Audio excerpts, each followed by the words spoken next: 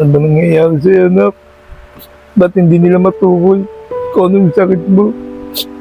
Ayaw naman nila tanggapin ka sa ospital. Tay, siguro po kailangan po natin manghingi ng tulong kay Lolo Ryan para po mabalik na po yung kaluluwa ni Kylie. Rosalie, tigil-tigilan mo nga ako kung ano mga pinagsasabi mo. Pero tay, siya pa rin po makakatulong sa atin eh. Kaya po tay, manghingi na po tayo ng tulong sa kanya. Hindi. Kung siya nga, sarili niya, hindi niya natulungan. Tay, ano pong ibig din sabihin? Basta, manahimik ka dyan. Huwag mo nang alamin. Alam mo, ang tanging magagawa na lang natin. Pangingi ng tulong sa Panginoon Diyos. Panalangin natin ang kapatid mo na gumaling.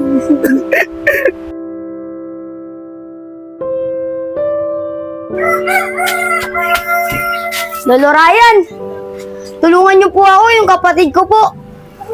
Oo, Rawi. Alam ko na nangyari sa kapatid mo. Kung kaninong yun, hanggang ngayon, nabubuhay pa rin sa mundong ito.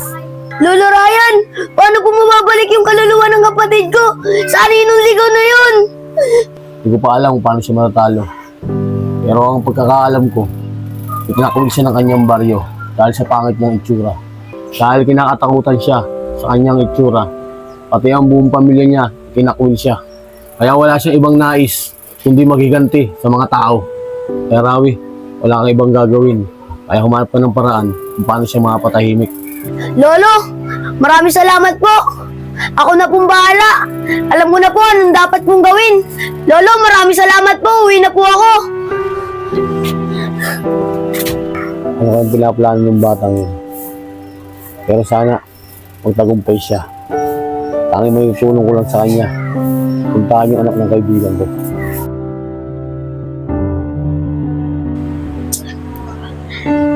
Sino ba si Kuya? Ang tagal naman yun.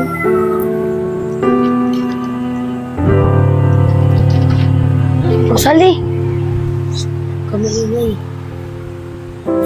Kuya, ba't ang tagal mo?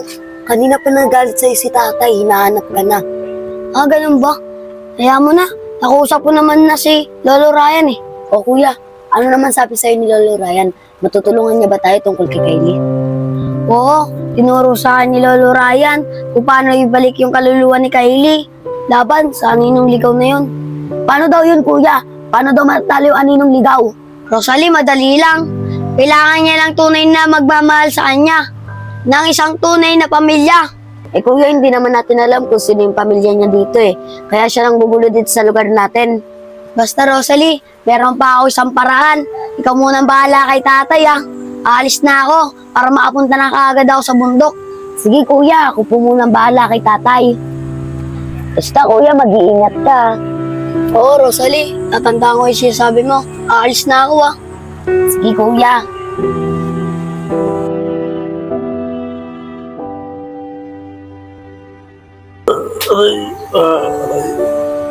Oh, Rosalie, anong oras na ba? Tay, hapon na po.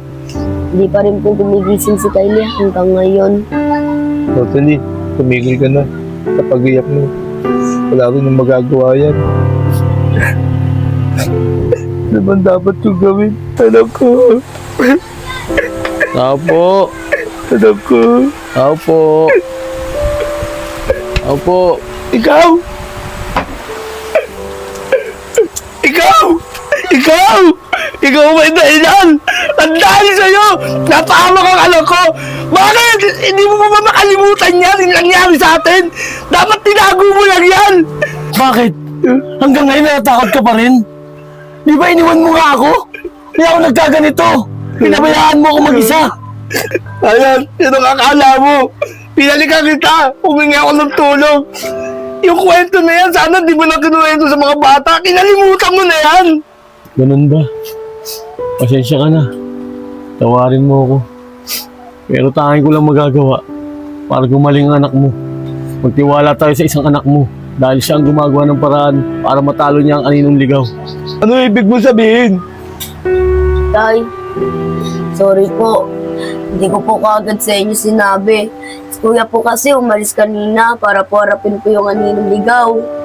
Ano, Rosalie? Ba't di mo kagad sinabi sa akin na pumunta pala ang kapatid mo sa bundok? May mapaamok siya ron. Ko, Ryan, samahan mo ako. Dali ko naman ang may kagagawan na ito. Huwag na. Dahil huli na ang lahat. Pabayaan lang natin ang anak mo. Magtiwala lang tayo sa kanya. Kailangan lang natin gawin.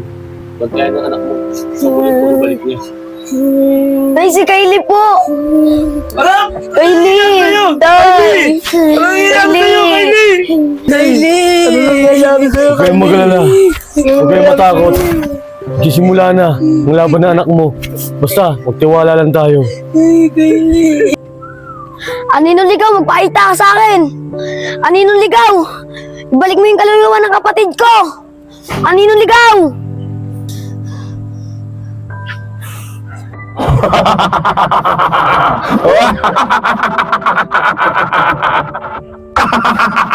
Hindi ko na ibabalik ang kaluluwa ng kapatid mo. Dahil lahat kayo nandito sa ibabaw ng mundong tao ay masasama.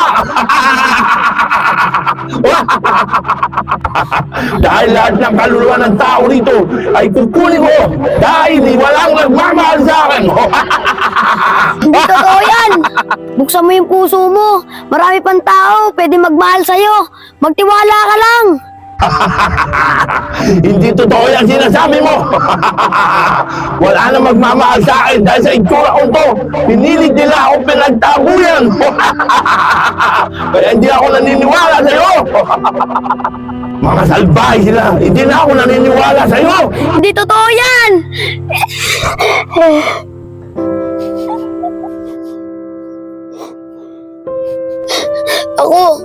Ako magmamahal sa'yo. Dahil lang alam ko, meron akong mabuting puso. Puno lang ng galit yan. Dahil sa nangyari sa'yo. Tignan mo ako nagmamahal sa'yo. Hindi lahat ng tao masama. Totoo ba sinasabi mo na pwede pang may magmahal sa akin sa itsura kong ito? Dahil matagal na walang nagmamahal sa akin. Totoo ba yan? Oo, totoo yun. Kung hindi man sila magmamahal sa'yo, ako magmamahal sa'yo bilang kaibigan. Talaga? Ngayon ko lang naramdaman na may magmamahal pa sa akin. Bata, tignan mo. Ito ang kaluluwa ng kapatid mo. Sige bata, umalis ka na. Sige po, maraming salamat po. Babalik po ako sa inyo bilang kaibigan. Salamat sa'yo kaibigan. Ihintayin kita sa pagbabalik mo. Lord, kayo na pong bahala sa kuya ko, Hindi po siya pababayaan. At sana po matalo niya po yung aninong ligaw.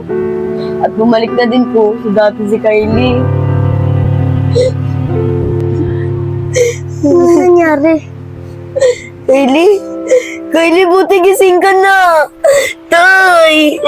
Kylie! Buti gising ka na, Kylie! Kylie! Salamat sa Diyos! sa inyo po! Salamat sa Panginoon Diyos! Salamat! Kylie, buti naman nagising ka na, anak.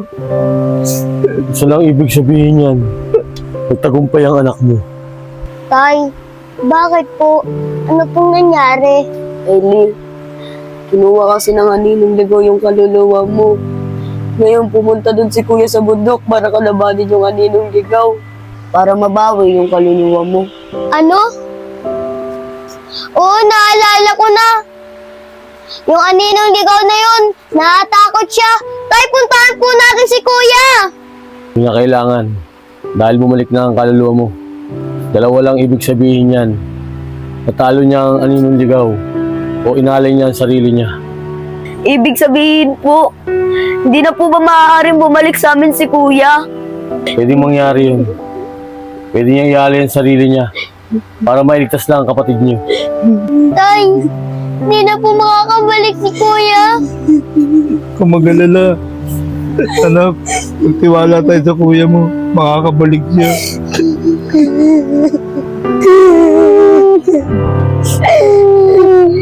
Tay! Rosalie! Kylie!